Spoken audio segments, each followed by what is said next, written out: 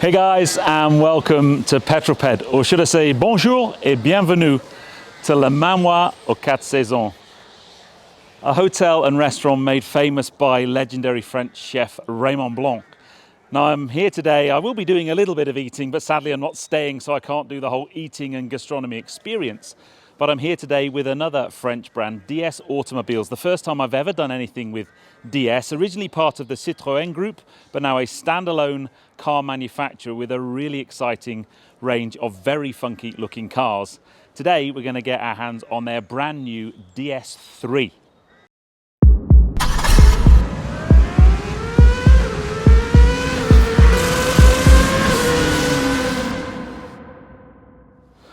Now it certainly is a beautiful backdrop for a video, but this is the new all-electric version of the DS3. We had lots of cars we could choose from today, but I was just intrigued by this little city EV. I'm not that familiar with DS as a brand. I haven't done any content with them so far at all on the channel. But when you see them on the road, I think they're a really funky looking car. Now, the new facelift DS3 has lots more in line with the design language that you see in the other DS members of the family. The front end, very funky, lots of angles, lots of interest to look at. I love the big kind of multifaceted grille. You've got lots of new aero kicks and flicks. Some of these are real, some of them are fake. You've got some daytime running lights down the side, again, to kind of bring it in line with some of the other family members. And as I've spent just the last sort of half an hour or so walking around it, there's little bits of intrigue and little bits of cool. And I like that a lot. Let's take you around the rear of the car. In this video, I don't have a great deal of time with the car, but I'll have enough to certainly show you around and point out some of the new cool bits. Back end of the car's pretty funky as well. Now, talking to the guys from DS, a lot of the chrome work that was on the previous generation of DS3 is now gone. It's all been blacked out, which is always a good thing. And I think in this spec, with the black roof, privacy glass, and then body colour, it just looks very, very smart. There are some things that apparently are new. We've got DS Automobiles written there. And then the thing that did amuse me was I was trying to work out how to open the boot, because you can do it from the key, but I'm thinking, do I press this? There's no kind of logical place where there's a button, there's nothing under there. And then finally, you actually go under here where the number plate is and the button to open the boot there, and this isn't a power tailgate, so you have to lift it up. And it's a pretty decent sized boot. Sadly, the dogs aren't with me today, so I can't do my normal, can you fit 2 dogs in the boot? It's a small city hatch. In here we've got a bag with charging cables in it, but there's enough space there for the family shop. So yeah, boot space wise, not bad. Let's jump in the back and see what the passenger legroom's like.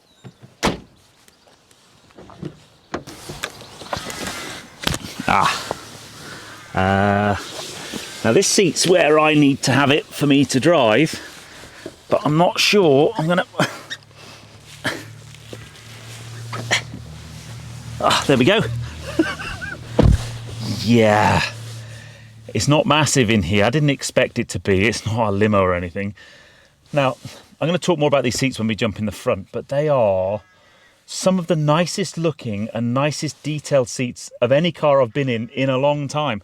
And on the back of the headrest, you get the DS logo. I just think it's really, really cool.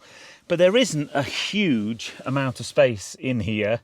There are seat belts for 3 people. However, I think they're little people, not grown adults. As I said, I've got long legs, as I'm sure long-term subscribers and followers to the channel will know. So this seat's set all the way back for me to be able to drive the car, and that means there's very little legroom in the back. But it's a nicely trimmed and appointed place. But I want to talk about the dash, because that's just funky. I've got to get out the car first, though. Bear with me. Yes, awesome.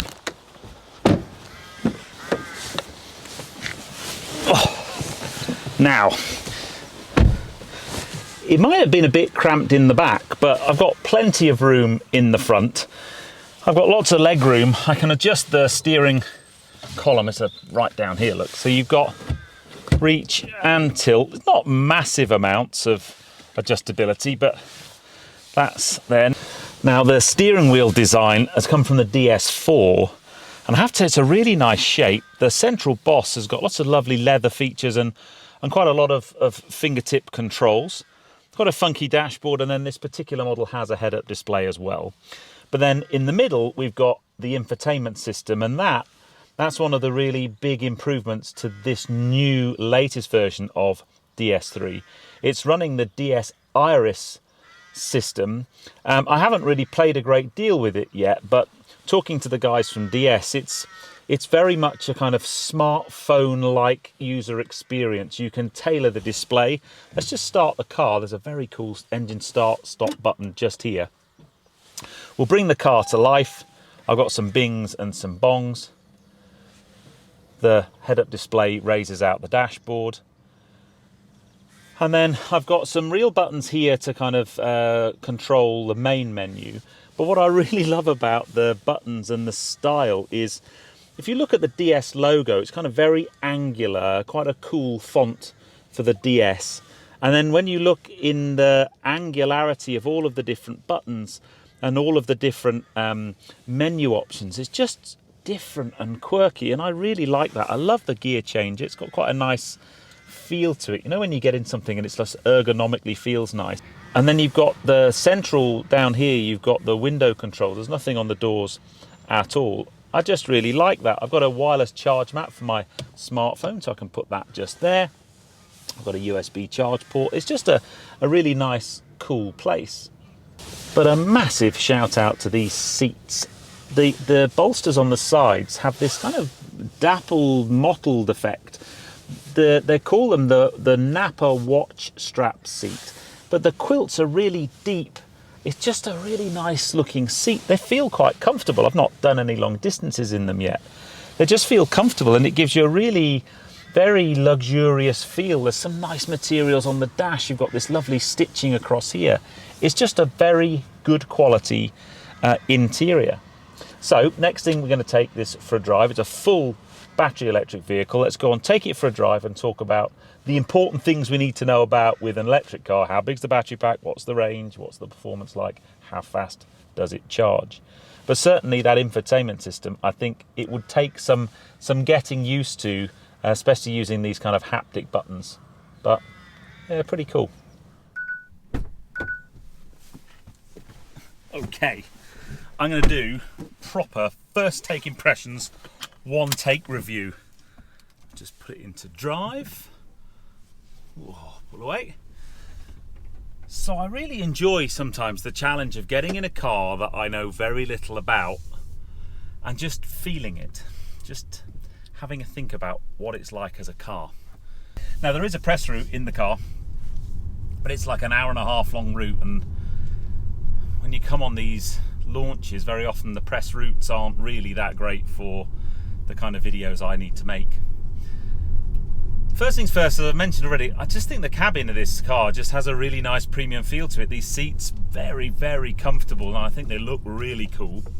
It's a beautiful, very pretty part of the world around here, I have to say. So, all electric vehicle, front wheel drive. It's got a 155 horsepower electric motor on the front axle and a 54 kilowatt hour battery. And now that's up from the previous version by, that was a 50 kilowatt hour battery, so a little bit of a bigger battery. And then the WLTP figure for it in terms of range is about 250 miles. Now, there's just no way I'm going to be able to test that today because I just haven't got long enough in the car. My gut feel, having driven lots of electric cars that quote WLTP figures, it's probably not going to be anywhere near that, but I think, you know, a couple of 100 miles would certainly be doable, and I think this car is very much a city car for that type of journey profile, and I think in that kind of journey profile you're likely to get pretty good range out of it. I see the rain starts now. That's just what I need for my external footage. What that also means is when you plug it into a charger, now it will do AC and DC charging, fairly obviously. It will charge on a DC charger up to 100 kilowatts, and that means that you can get a 0 to 80% charge in about 25 minutes, which which is pretty good, and it's because the battery pack's quite a small one. Now, the other good thing about it having a smaller battery pack is that means it's not going to be so heavy, and that means the performance and the zip of the car should be much better. But first impressions are, it's quite a big feeling car to drive. It doesn't feel small and cramped and tiny. Got quite a nice feel to the steering, nice turning. Now, it's a little bit sluggish off of the corner there, but I don't expect it to be a performance EV. There's no kind of, Tesla Model S plaid 0 to 60 tests with a car like this. It's about efficiency, it's about a small, usable, compact city car. I've got lots of booms and bongs going on here. Now, as I come into this little built-up area, I'm going to just pull the gear stick back, and I'm now in B mode, which should be a one-pedal driving mode. Now, one-pedal driving is not actually that severe. It's just sometimes one-pedal driving can be quite intrusive, so you accelerate away, lift off, and it's very, very intrusive in terms of the way it works. In the Mustang Mach-E I'm running as my long-termer at the moment, that one-pedal driving is almost so aggressive, well, I just don't use it, basically. It's just too intrusive, it gets in the way. This one's quite nice. You just lift off and it just gives you that little bit of a... Yeah, it's quite nice, that. In this kind of environment, in villages and city driving, this car is in its absolute element, I'm sure. Yeah, it's a nice place to be, this. Really nice. Now, interestingly, the only kind of small hatch format EV I've driven up till this point is the Cupra Born. And they're very different cars. The Cupra Born rear-wheel drive, a little bit more power. It's a much more kind of sport setup, sport-oriented car. I think if you're into a small compact EV and you want the sporty nature, this probably isn't the car for you. But if you just wanted a really nice, efficient run-around, a school run car, then I think, I'm going to get past here, this is a great choice. I really like what DS are doing in terms of styling and looks. As a brand, they've evolved out of Citroën, and it's a little bit, I guess, a bit like Cupra coming out of Seat, and they're establishing themselves as their own brand in their own right, with a pretty edgy design language, I think. And I'm pretty sure there'll be some people who just, it's not for them at all, but I don't know, I guess it's the younger, funky demographic. I think for me, certainly the smaller cars have got a real aiming at the sort of female demographic. I think these just look really, really cool and really edgy. So I like what they're doing as a brand, and it's great to finally come along and have a go with one of their cars. What I would like to do, there's the regenerative braking just lifting off, bringing me back down to the speed to come into this 30. It's nice. What I really like to do is spend more time in their cars, because what I find on these shorter trips, getting to use something like the satellite navigation and getting to use the whole infotainment system as a whole on a shorter trip is actually quite challenging. It generally, you need to live with a car to find out its foibles, to find out its good bits and its bad bits. The infotainment system, as I said, gives you the ability to set things up and have your own menus, almost build your own menus, a bit like you would build apps on your smartphone. It also does complete over-the-air updates. I know that's not a completely brand new thing. There are some brands been doing that for a long time, but for DS, this is their first operating system that does that. And you can use Android Auto and Apple CarPlay if you want to as well. One of the things would be interesting is how much or what the integration level with the sat-nav and the charging infrastructure is. Because every time I get into an EV, I'm always comparing it with how good Tesla do it. And when you're in a Tesla, their integration with their charging network, and I know they've got the advantage because it's their charging network, is so good. That's what makes EVs usable and livable with for me. And it surprises me that the traditional ICE brands that are coming into battery electric haven't twigged how important that is. and don't make a big song and a dance about it. I'm waiting to go on a car launch for an EV where they go, look at this integration between our sat-nav and the charge network. Plug a route in, it's too far for the current level of charge. We'll take you to the right charge network. We'll tell you how many chargers there are, how many of them are being used, whether they're working or not. That's what you need to live with an EV. Now, I don't think actually it's probably so much of a problem for this car, because I can imagine this car isn't going to be driven for 200, 300 miles that often. It will be a city run around, a bit like I use my Mach-E for. You've got a charger at home, and therefore you wake up every morning with your 250 miles in the battery pack. Here we go. Let's have a bit of a run down here. It's not a sporty car, this. It does have quite a nice balance and a nice feel on the road. It's just a bit sluggish on the uptake. Suspension's nice, rides the roads really nicely. It's got the wheel and tyre set on it is optimized for efficiency. So it's got efficiency tyres and then very low rolling resistance wheels and bearings to help with efficiency. Sometimes with that type of tyre you might get on a road like this and grip levels might not be the best. I mean, actually it's a pretty good day to test grip today because it's a bit of a damp, horrible day. The road surface is damp. There's quite a lot of sort of tractor spoil on the road from the farmers working in the fields.